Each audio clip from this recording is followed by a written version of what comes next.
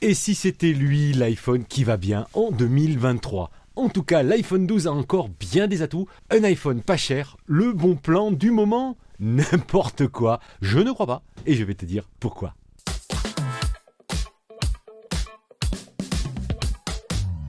Salut à tous, c'est Giga Content, j'espère que vous allez bien, j'espère que tu vas bien. Si tu es nouveau sur ma chaîne, bienvenue. Tu peux t'abonner, c'est gratuit, et découvrir ma boutique pour te faire plaisir et soutenir la chaîne, bien sûr. Le dernier iPhone, c'est forcément le meilleur, Giga. C'est quoi cette vidéo ? Bien sûr que l'iPhone 14 est meilleur sur le papier. Mais pour moi, en tout cas, c'est la vraie vie qui compte. Pas les fiches techniques avec beaucoup de fonctions pas forcément utiles pour vous ou pour moi et qui se paient vraiment le prix fort, surtout en ce moment. Allez, dans cette vidéo, j'ai troqué mon iPhone 13 Pro pour un iPhone 12 pour quelques jours pour essayer de vous prouver que pour la plupart d'entre vous, l'iPhone 12 est le meilleur smartphone à acheter en 2023 ou en fin d'année 2022. Je vais vous parler de l'iPhone 12 classique, bien sûr. Restons sur un rapport qualité-prix juste. On va causer design, qualité d'écran, photo, puissance et bien sûr tarif, car évidemment, c'est là que l'iPhone 12 fera une belle différence. Allez, toi prêt, moi causer, et ne me parlez pas des iPhone 12, 13 ou 14 Pro. Oui, ils sont top, mais on est sur un autre sujet dans cette vidéo. Car vous le savez, vous pouvez toujours vous exprimer dans les commentaires, vous êtes chez vous. J'ouvre les hostilités avec le design. L'iPhone 12 sorti en 2020 a-t-il l'air vraiment ringard, moche ou de notre temps ?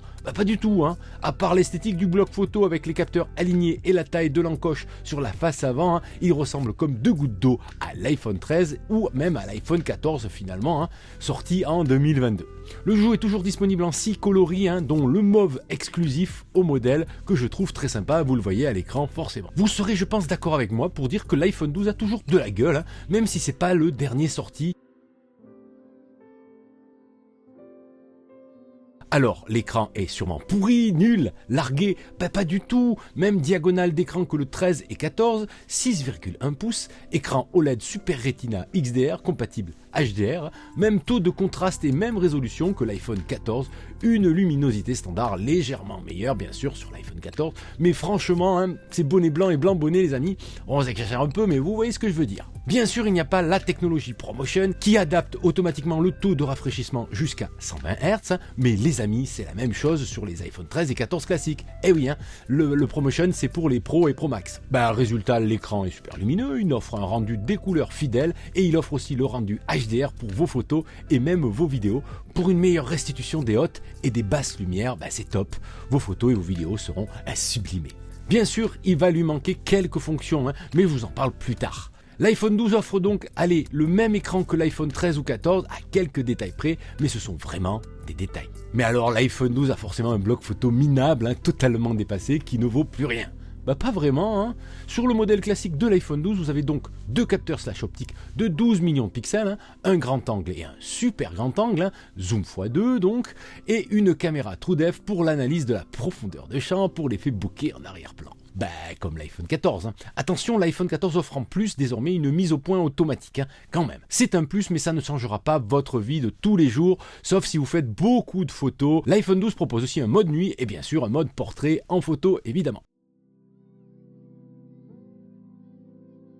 Si vous êtes un amateur de vidéo, l'iPhone 12 n'a pas le mode cinématique présent sur l'iPhone 13 et 14. Mais ça reste, croyez-moi, un gadget sans importance, vraiment. Si vous voulez faire de la vidéo, vraiment, vous ne l'utiliserez pas car la qualité de rendu est, disons, discutable. Je vous montre quelques photos que j'ai prises avec l'iPhone 12 comparé à l'iPhone 13 par exemple.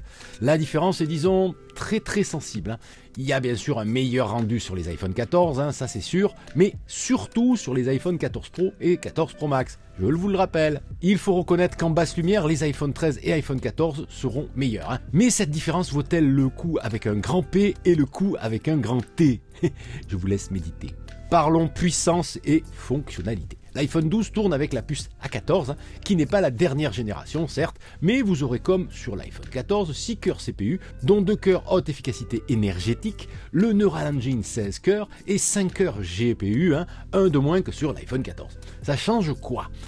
Pas grand chose, sauf si vous poussez votre iPhone en gaming gourmand par exemple. Là aussi, l'iPhone 14 classique n'est pas équipé de la puce A16 dédiée aux iPhone 14 Pro et 14 Pro Max. Je n'en dis pas plus, vous avez compris mon point de vue. L'iPhone 12 tourne bien sous iOS 16, il tournera sûrement sur iOS 17, il n'y a pas de raison, mais il n'y a pas la Dynamic Island, eh oui. Mais l'iPhone 14 non plus. Et oui, c'est toujours pour les 14 Pro et 14 Pro Max, je vous le rappelle encore une fois. Mais ne confondons pas les iPhones classiques avec les iPhone Pro, à plus de 1000 €, je vous le rappelle, ce sera pour une autre vidéo ça. Pour avoir utilisé l'iPhone 12 pendant quelques jours, c'est un iPhone clairement encore efficace, même si j'utilise au quotidien un iPhone 13 Pro, mais vous savez pourquoi, vous savez que c'est pour la chaîne, vous savez que c'est pour une utilisation vraiment professionnelle. Je passe donc aux autres fonctionnalités présentes sur l'iPhone 12 pour confirmer, on va dire, les appels d'urgence, le Face ID, face avant un Ceramic Shield compatible à la recharge sans fil MagSafe, compatible avec le réseau 5G, la norme IP68, vous pouvez plonger votre iPhone 12 dans l'eau pendant 30 minutes jusqu'à 6 mètres de profondeur.